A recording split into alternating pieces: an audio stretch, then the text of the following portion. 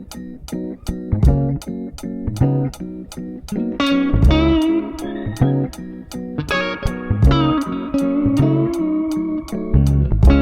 Aquarius, welcome to your August 2024 horoscope.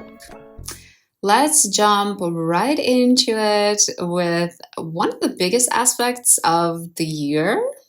Honestly, yeah, one of the biggest aspects of the year, which is square between Jupiter and Saturn. This square is happening on August 19th, and it's a big one. It's one that we cannot ignore. It's a square, which means we cannot just shove it under the carpet. We're going to feel it. It's going to feel irritating. It's not going to feel nice. And as a result, we're going to need to do something to resolve it. A square between Jupiter and Saturn is a tension between optimism and pessimism, a tension between hope and feeling stuck, a tension between things flowing and hitting walls. And for you, Aquarius, Saturn is in your second house and Jupiter is in your fifth house. You might feel like all you want to do is spend time on your hobbies, go to parties, enjoy your children, enjoy going on dates, focus on these nice, a little bit more shallow parts of life. But at the same time, you have Saturn in your second house, so you are feeling some blocks when it comes to your finances. You are feeling like things are not flowing so well. Maybe you feel, quite honestly, down or pessimistic when it comes to your finances. And this contrast is quite large. You might feel torn. You might feel like, well, I want to spend all this money having fun and enjoying life, but I can't because Saturn is restricting things there for me. So it might especially make this tension, quite big. Also when we don't have a lot of finances, it's more difficult to express ourselves.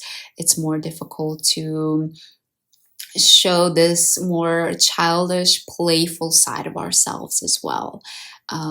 So that those two can influence each other, of course.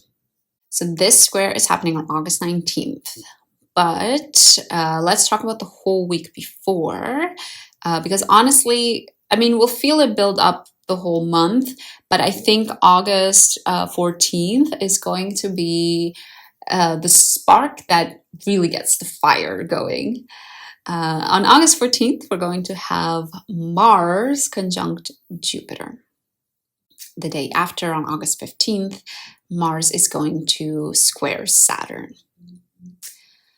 Mars conjunct Jupiter to me means that you're feeling optimistic, you're feeling bold, and you go ahead and take an action to do the scary thing. However, keep in mind the next day, Mars is squaring Saturn. So it could be that your bold action is based by reality and said, hold up, I know you're optimistic, but that's not how things work. It might be that the outcome is not what you desired. And that's going to make it difficult on you. A couple of days later, on the 18th, Venus, which is the planet of pleasure, love, is opposing Saturn. So again, we are not able to access those more gentle and loving parts of ourselves because of the reality that Saturn is throwing our way. So it might have a really big impact on your self-esteem, on your self-confidence. And then finally, on the 19th, we have the square between Jupiter and Saturn. There is one very, very important thing to mention about this square, which is the fact that it happens during a full moon. Yes, you heard that right. Not only do we have the tension between Jupiter and Saturn, on the same day, we have the tension between the sun and the moon. That's going to make it way more intense for all of us. This full moon is happening in the sign of Aquarius. So it's happening in your first house. And this new moon, actually for all of the zodiac signs, might make them feel like an outcast, might make them feel like they don't belong.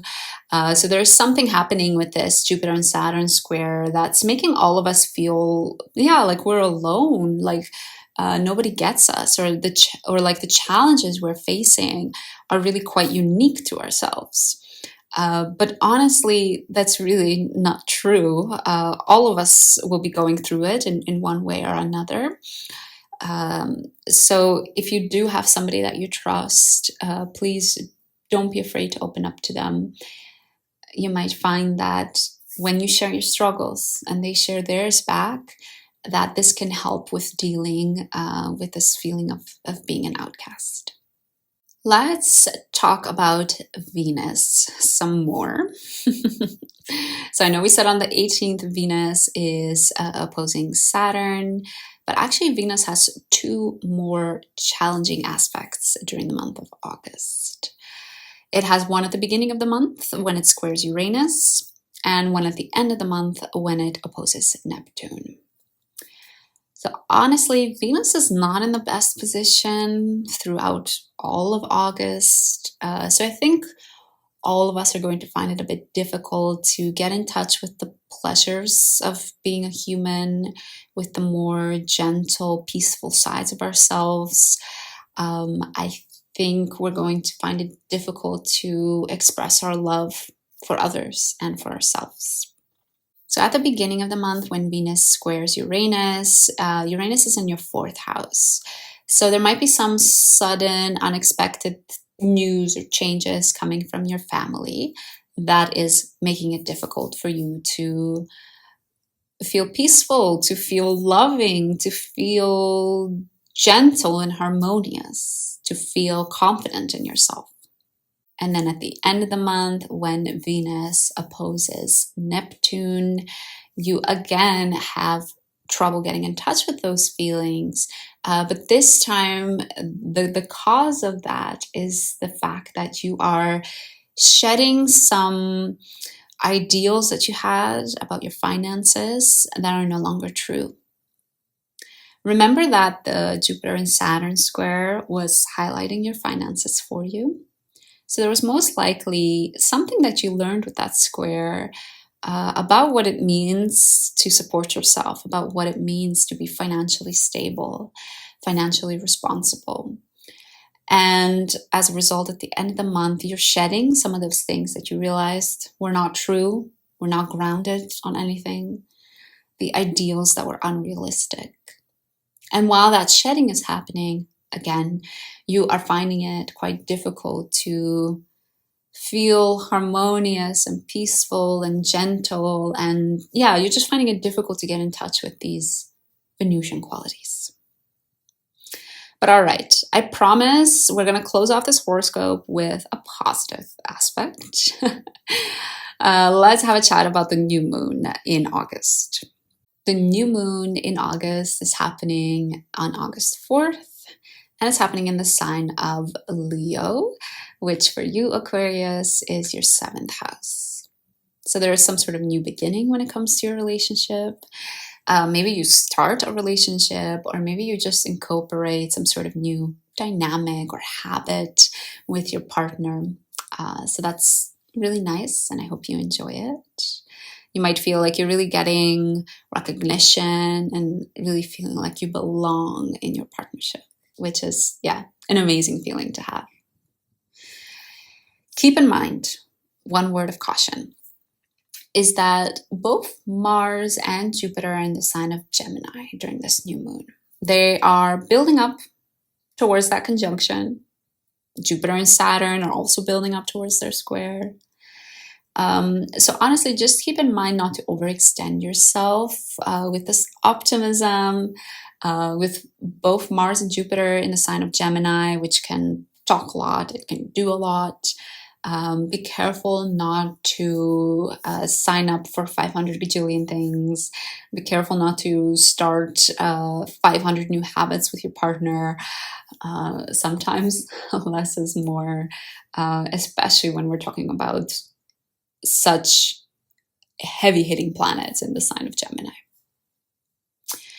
But that's it. Yeah, that's everything, Aquarius. I know it's a lot, but I know you got this. All of us got this, honestly. I think that one important thing to remember amongst the chaos is to find moments for self-reflection, to find moments to sit in quiet and think about what's happening and perhaps what we're learning from it.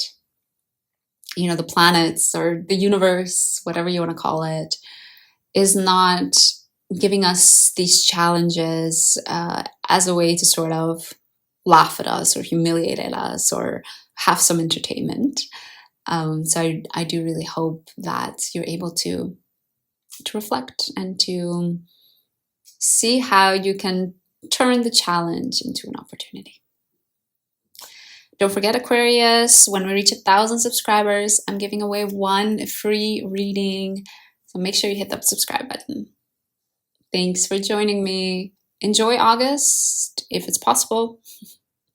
And I hope to see you again soon.